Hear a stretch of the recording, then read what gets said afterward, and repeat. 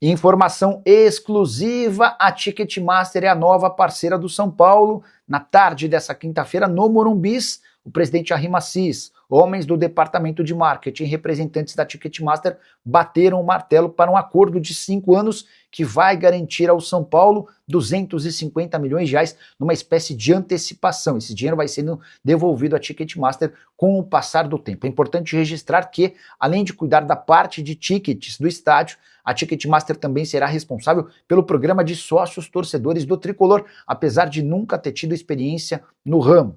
A Ticketmaster concorria com a Nilce, que estava disposta a pagar o dobro, 500 milhões de reais no contrato com o São Paulo. Mas houve um problema importante nas tratativas entre São Paulo e Nilce. A Nilce pediu o direito de superfície do estádio.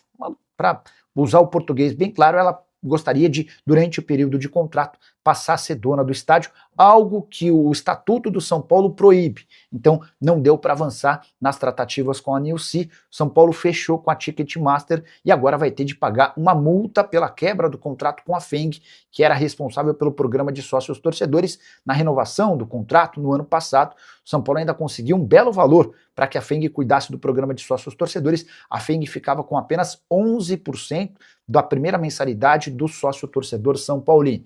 Por que o Arrima Assis fez questão de fechar com a Ticketmaster, mesmo sem a experiência da empresa, num programa de sócios torcedores? Porque esses 250 milhões de reais que serão antecipados vão servir para salvar uma série de contas do São Paulo, em relação a pagamentos de salários atrasados, direitos de imagem, compromissos com outros clubes e até aquele transfer ban que impede o São Paulo de registrar novos atletas. Domingos Duarte é um desses casos. O zagueiro português que já assinou contrato não pôde ser inscrito, porque o São Paulo precisa pagar cerca de 6 milhões de reais a Lazio pela compra do volante Marcos Antônio. E você, o que pensa sobre essa negociação fechada entre São Paulo e Ticketmaster? Use espaço para comentário para registrar. Pausa de 5 segundos para pedir a sua ajuda ao nosso canal com o seu like e se inscrever se ainda não for um inscrito. Mas reagindo aos melhores lances aí de Alan Guimarães, o Alanzinho, meia livre no mercado que está na mira do São Paulo, trouxe aqui a informação para vocês nessa semana, informação aí em primeira mão,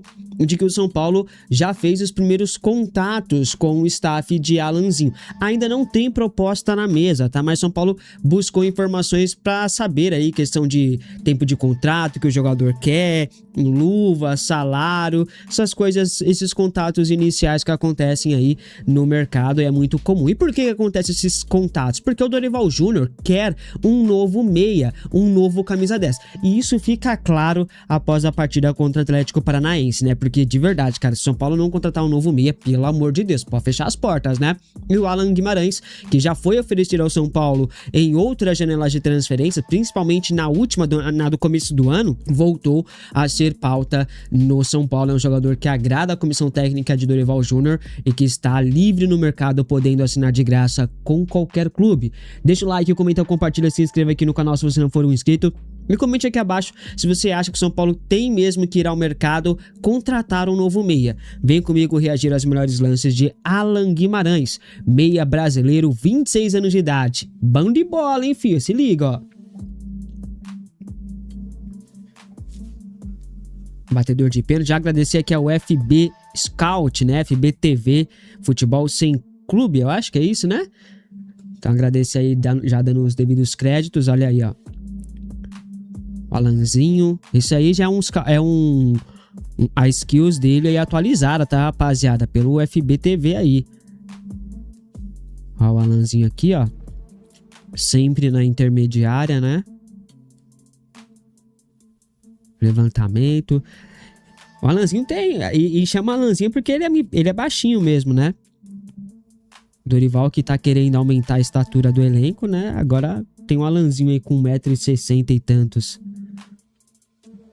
Aí, ó. Ó, achou o passe. O passe do verdadeiro camisa 10, né? Ó. Vai ali, ó, levanta a cabeça. Imagina o meio de campo, Alanzinho, Danielzinho e Marcos Antônio, hein? Rapaz! Trio dos baixinhos. Ia sofrer bastante na bola aérea, mas qualidade não ia faltar, não.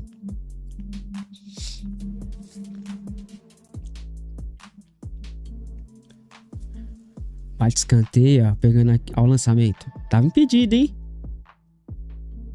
Impedidaço.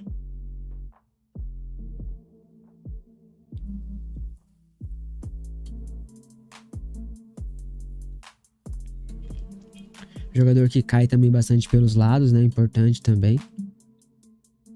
Parabéns. Alanzinho, 1,65 m. O Alanzinho, ele é meia ofensiva, mas ele pode jogar um pouco recuado também ali, onde joga o Marcos Antônio, por exemplo, né?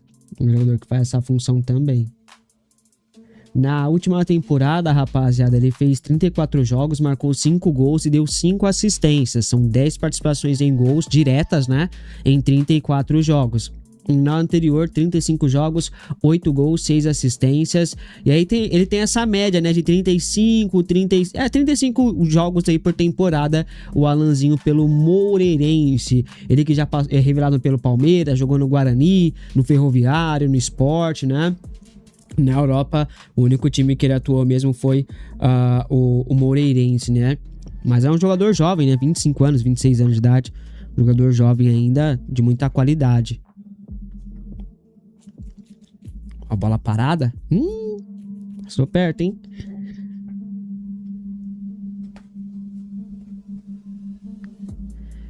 É um jogador que dita o ritmo do jogo, né?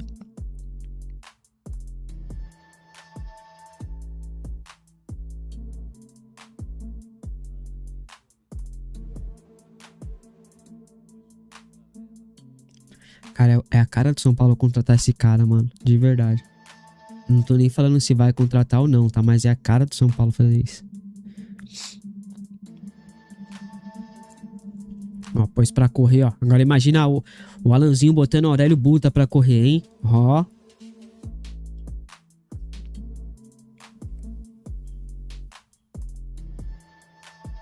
Que os lances desse vídeo não tá dando em nada também, né? Vou te falar, hein? Limite. Ixi!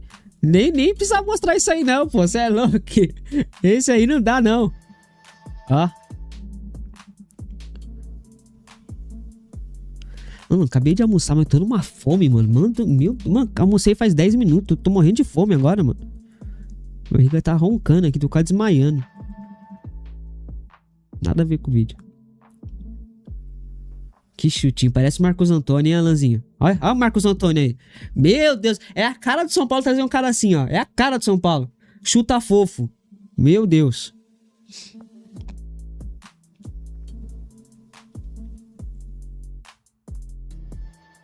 Mas cruzamento, o bichão destrava também.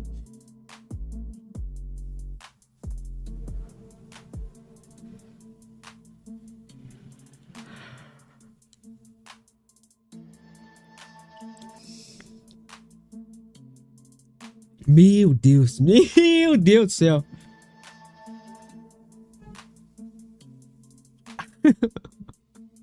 Meu Deus, olha, ainda quase foi ainda, hein?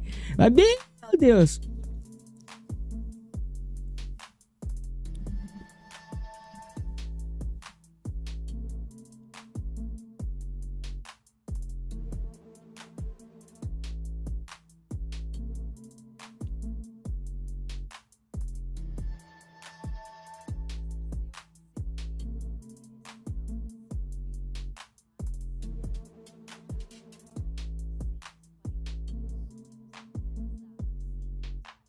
Nossa senhora. Dá até vergonha de colocar o título Melhores Lances, né? Jesus.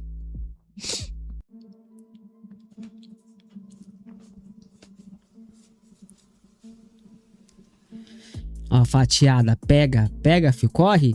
Não pegou, não.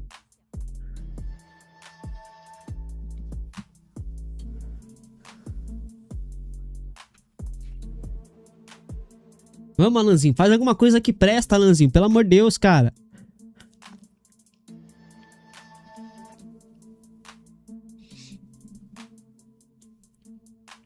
Meu Deus. Gente, eu tô assistindo o jogo do São Paulo. O que tá acontecendo? Rapaz.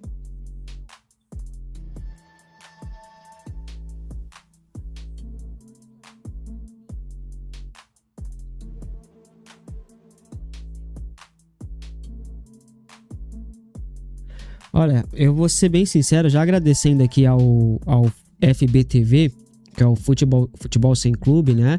O Scout aqui que faz todos os highlights aqui dos lances aqui, né? Dando aqui os devidos créditos. Mas, cara, sinceramente, eu não sei. Pelos lances, né? Também não dá pra ficar falando muito pelo highlights, né? Mas por esses lances assim, cara, o Pedro Ferreira, será que não compensa se investir no Pedro Ferreira? Porque o Alanzinho, pelo que a gente tá vendo, ele não é tão melhor que o Pedro Ferreira, gente.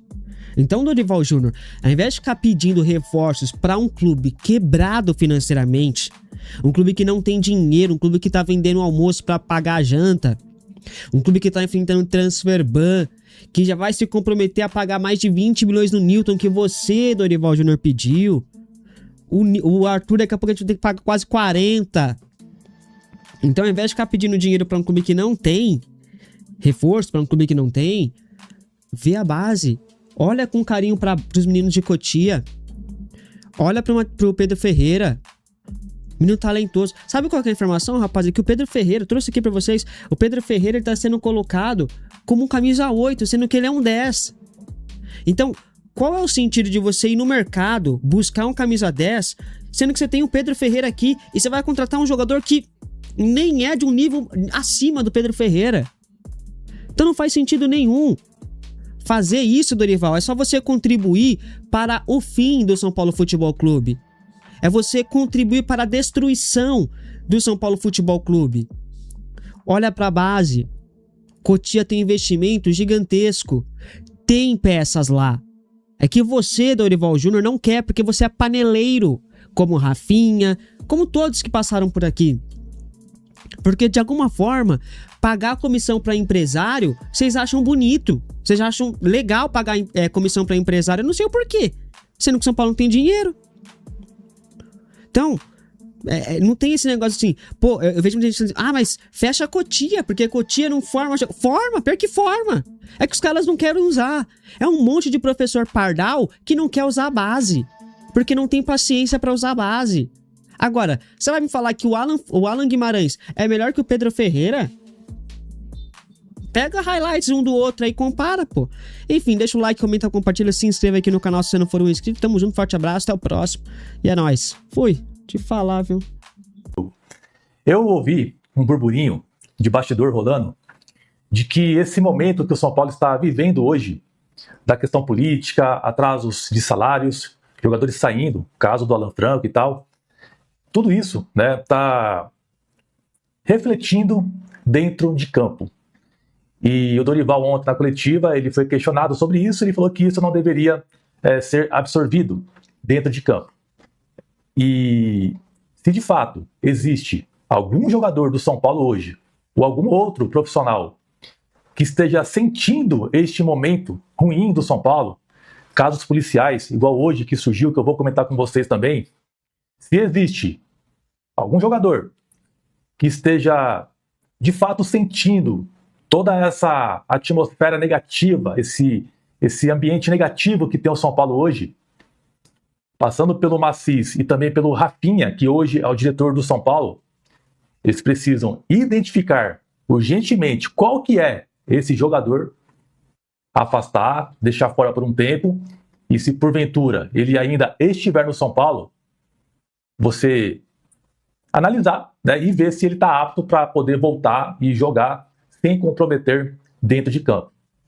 Se de fato isso existe, até o próprio jogador ele tem que ser homem o suficiente para tomar a decisão que o Alan Franco tomou, de sair do São Paulo, achar que esse ambiente atual não é para ele, que ele não vai conseguir desempenhar da forma que ele espera, do jeito que está hoje o clube, ele acabou saindo do São Paulo.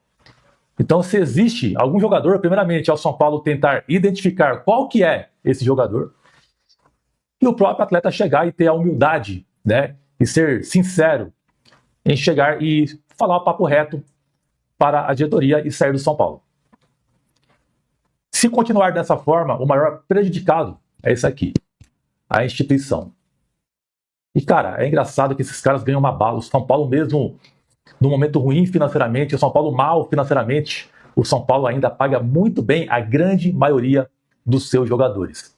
Atrasa, mas paga. E paga muito bem. Eu tenho certeza que não tem nenhum jogador do São Paulo hoje, do elenco atual do São Paulo, que está passando alguma necessidade. E se tiver, certamente alguém vai ajudar. Então, que os jogadores do São Paulo tomem vergonha na cara. Tomem vergonha na cara e joguem bola. Nós aqui sabemos a situação que o São Paulo vive hoje, a questão política, a guerra política. Bom, pessoal, após o confronto contra o Flamengo no próximo domingo, o São Paulo terá mais 2 semanas de folga. Parece que os deuses do futebol ainda ajudam o São Paulo, né? Isso muito por conta, porque o Santos vai ter os confrontos de playoff da Sul-Americana e tem a questão também da Copa do Brasil, que terão jogos dos dias, no dia 1, né, de agosto e na semana do dia 6, se eu não estiver enganado agora. E como o São Paulo não disputa esse playoff, não está na Copa do Brasil mais, o São Paulo terá aí mais alguns dias de preparação, né, de poder melhorar o time, né, treinar melhor o time do São Paulo. Mais um presente para o Dorival Júnior. O São Paulo só vai voltar a jogar no dia 8 de agosto na Arena do Grêmio. O jogo é fora de casa, um confronto aí bem importante. O São Paulo vai ter uma sequência duríssima. Agora vai ser o Flamengo, depois do Grêmio. O São Paulo com muitas dificuldades de vencer fora de casa e agora nem em casa está vencendo. E pelo que parece, o Dorival Júnior, somando jogos do Campeonato Brasileiro, ele está sem vencer, somando o Corinthians, né? Pegando o seu trabalho no Corinthians, desde 19 de fevereiro, se não estiver enganado agora. Então, olha só a dificuldade que o Dorival tem para vencer jogos, não somente em casa, aliás, não somente fora de casa, mas sim também no seu estádio, né? Então, olha o tempo aí que o São Paulo, somando o Dorival, está sem vencer. Isso é preocupante e o Campeonato Brasileiro é um campeonato difícil, a gente sabe muito bem, e quanto mais tempo você fica lá embaixo, a situação fica ainda pior, né, rapaziada? Então serão assim mais ou menos 13 dias, né, para o São Paulo se preparar melhor, né, e voltar depois aí bem, né, e caso tenha algum jogador lesionado até lá, pode ser que dê tempo de algum jogador... Pra mim aqui tá mutado, hein? Eu acho que tá mutado também, velho. Não sei se... Opa, tá me ouvindo agora, né? Agora tem que dar um toque no microfone aqui. Vai, tá saco. Quando você olha a tabela do Campeonato Brasileiro, a gente tem ela na tela aqui pra gente observar. Hoje o São Paulo é o 9º com 25 pontos. O Santos, que é o 15º, tem 21 pontos, né? E o Vasco, que abre o Z4, tem 20. 5 pontos da zona de rebaixamento. Eu fiquei me fazendo essa mesma pergunta ontem, Renan. Eu tô sendo um pouco alarmista, será? Em relação ao time e tudo mais. Mas aí você olha os próximos jogos. Flamengo fora de casa. Eu conto 0 pontos pra gente, pra ser sincero. Não tenho nenhuma esperança. O Santos em casa... Você ganhou 3 no primeiro turno, já tá bom demais. Já tá excelente. Flamengo, né? Flamengo. Pois é. O Santos em casa, esse jogo vai ser adiado, né? Então depois pega o Grêmio fora de casa. Sinceramente, com essa bola que tá jogando, 0 pontos também. Pega o Coritiba em casa. Esse jogo tem que ganhar. Pega a Chape fora. Tem que ganhar ou tem que empatar. Tem que pontuar. Pega o Bragantino em casa. Jogo que você precisa ganhar. Pega o Galo em casa também. Aí é um jogo mais complicado. Aí tem Palmeiras lá, que eu tiro da conta. Tem o Internacional em casa, que eu acho que é um jogo que você precisa ganhar também, porque vai ser confronto direto, pela forma que tá desenhando. Tem o Cruzeiro lá, tiro da conta. Vasco e Vitória em casa, tem que ganhar. Mirassol lá, também tiro da conta, pela forma que a gente joga lá. Bahia lá, também tiro da conta. Em casa, Corinthians, tem que ganhar ou empatar. O Flu em casa, é um jogo difícil, mas tem que pelo menos empatar. Pega o Botafogo lá. O Remo em casa, tem que ganhar. E pega o Atlético Paranaense lá para fechar. A minha conta aqui, e eu sou um cara um pouco otimista, ela tá dando 26 pontos, tá? A minha conta, né? 20 salvariam, 22 salvariam. Então, assim, pela minha projeção, que já é um pouco pessimista, não é uma situação de queda. Mas o que assim, deixa preocupado é esse aspecto psicológico que a gente apontou, Renan. Porque, assim, o time derrete todo o segundo tempo. E, cara, não tem um cara para dar um choque em campo, né? Dar uma acalmada nos ânimos ali, porque o São Paulo toma um gol seguido do outro, né? Então, fica isso, toma 1-0, ninguém ali acalma o time, consegue ali triangular, fecha os espaços, tal. O Pablo Maia, quando tomou 1-0, o semblante do Maia, o Maia tava tremendo, cara. O Maia tava pálido, velho. Você fala, pô, o Maia, porra, vai desmaiar em campo. Assim, as lideranças de meio de campo, principalmente, completamente perdidas. O gol do empate é um erro do Maia, com o Arboleda participando também, né? Dando um bote errado, mas enfim. E o segundo gol é um erro do Bobadilha, quer dizer, os dois homens de meio que tem que cercar ali a área, um erra, dá 4 minutos, o outro erra também, quer dizer, quem que vai ser a autoridade desse meio de campo? Quem que vai, assim, vai ser o Newton esse cara? Espero que sim, né, mas difícil pensar que vai ser o Newton, né, o cara que vai chegar ali e vai ser o xerifão do meio. Então, esses pontos pequenos vão me preocupando. Esse discurso do Dorival, eu acho que ele não é um cara, gente, vamos lá, o Dorival Júnior desde 2017, ele não é o cara que chega na coletiva e fala uma coisa impactante, né? não é o cara de boas entrevistas, todo mundo sabe disso, não é o Crespo que você para ouvir e admira e ouve anotando, né? Não é, então assim, dá pra gente descartar boa parte das falas dele. Mas eu fico preocupado justamente com isso. E aí você tem um extracampo delicado, você tem um transfer ban, a zaga, eu vou falar do Rafael Tolói aqui já também, que já é uma coisa que pra mim já passou de qualquer limite também, a situação do Tolói. Mas assim, a zaga, você tem a Juventude, até o Osório, você bem pontuou, né, Renan? Ele entrou bem no primeiro tempo, entrou ali seguro, consistente e tudo mais, vai pra segunda etapa, e aí o Kevin Viveiros, inteligentemente, cola nele, né? Ele tava no Arboleda antes, e cola nele, porque é o jovem e tal. Ele sente um pouco, eu acho, né? Pode ser uma impressão equivocada, que aquele lance na área, o juiz deu uma preservada pra gente ali. Árbitro ruim. Poderia marcar tranquilamente o pênalti. Se fosse pro São Paulo, eu ia estar puto. A verdade é essa. Poderia marcar o pênalti. Mas aí vira uma compensação porque ele não expulsou o camisa 4 dos caras também, né? Então virou uma compensação no fim das contas, que é errado também. Mas ele sente um pouco o jogo, então assim, tem essa preocupação. Tem um zagueiro que é um zagueiro experiente, que acho que traria uma consistência, que ainda não pode jogar. Tem que arranjar 8 milhões, tem uma gestão perdida, tem um presidente que nunca foi presidente, um executivo que nunca foi executivo. E tem jogadores ali que jogam em outras funções. E ontem acho que o Dorival mexeu mal também. Como a síntese do jogo, ele mexeu mal. Ele tentou expor o time. Ele colocou o Vitor Sá de lateral direito, praticamente. O Vitor Sá também é só estreia, não vou encher o saco agora, mas, pega a bola na ponta, não tenta cavar falta, né? Vai pra cima, tenta alguma coisa. Tá 2-1, é a sua estreia. Tenta dar uma impressão inicial positiva. Pega a bola e se taca no chão, não vai resolver nada. Então mantém o Ferreirinha, né? Que também ontem é uma tragédia. A gente vai lembrando quando a gente vai falando dos caras, né? Enfim. Mas é uma preocupação. Vai ficando mais triste. Mais puto, né? Mas é uma preocupação que eu tenho sobre esse time. E eu não vejo ninguém hoje que saia do banco e mude o jogo. Isso me deixa incomodado também, cara. Uhum. Ainda em 2017, quando eu pego esse efeito comparativo, volta e meia, algum dos caras que saía do banco conseguia fazer um gol. Eu me lembro do Michael Suel fazendo um gol importante e tal. Cara, parece que ninguém... Ontem ninguém deu um chute fora da área, tava 2-1. Cara, ninguém tentou. Quem tentou uma foi o Arthur, que deu ali na mão do cara, que não deu falta e tal. Mas é muito preocupante. Eu acho que a briga vai ser pra não cair. Acho que não cai muito pelo que o Crespo fez. Tem esse otimismo que são só, entre aspas, 20 pontos. Mas não são só, né? São 20 pontos que você tem que remar. Mas tá numa situação cômoda graças a um antigo trabalho, porque de resto realmente trágico, viu? O Renan, até sobre essa questão, e pegando o gancho, porque o Gabi falou da questão do Rafael Tolói, acho que a gente pode falar um pouco mais em detalhes sobre isso, mas se existe a tal da cartilha do rebaixamento, que muita gente disse, eu acho que o São Paulo ele cumpre vários desses pontos que existem nessa cartilha. A gente está falando de um time que, como você destacou muito bem, não tem uma liderança dentro de campo, aquele cara que consegue puxar o time para cima, que consegue acalmar os ânimos, que usa a faixa de capitão, e eu não estou falando do Caleri, não acho o Caleri um capitão ruim, enfim, mas aquele cara que ele consegue controlar os ânimos do time, ele próprio fala, rapaziada, calma, vamos pôr a bola no chão, vamos controlar, o cara consegue chamar o jogo para si, como a gente cita muito bem, acho que até um exemplo acima da média, que é o Hernanes em 2017. A gente está falando de um setor defensivo que tem, querendo ou não, um jogador que abandonou o clube e voltou, foi reintegrado, um setor defensivo com o Rafael Tolói, que ganha uma bala por mês e não consegue jogar 3 jogos seguidos, e agora, depois de 50 dias parado, sente também problema muscular no retorno. A gente está falando de um setor defensivo também, como a gente citou no Bom Dia de segundo, Renan, perde um jogador importante. Tudo bem, o Alan Franco talvez não fizesse a sua melhor temporada, mas ainda assim, é uma peça para um setor que está esfacelado, e você perde porque você não tem como barganhar, porque o cara fala, eu não vou ganhar minutagem, e o São Paulo não tem moral nenhuma para chegar e falar, meu amigo, você ganha seu salário. Antes de começar a temporada aqui, eram proféticas, né? Quando começou a temporada, quais os objetivos do São Paulo? Não cair no Paulista e não cair no Brasileiro, correto? Correto. Por quê? Porque a gente achava que o centroavante de São Paulo é ruim? Não, porque a gente sabe o ano que o São Paulo passaria. A partir do impeachment do presidente, ano de política, dívidas estourando, caso de polícia. De novo, repetindo o que a gente conversou aqui ontem. O São Paulo é um clube grande que não está acostumado a viver nessa situação. Outros estão.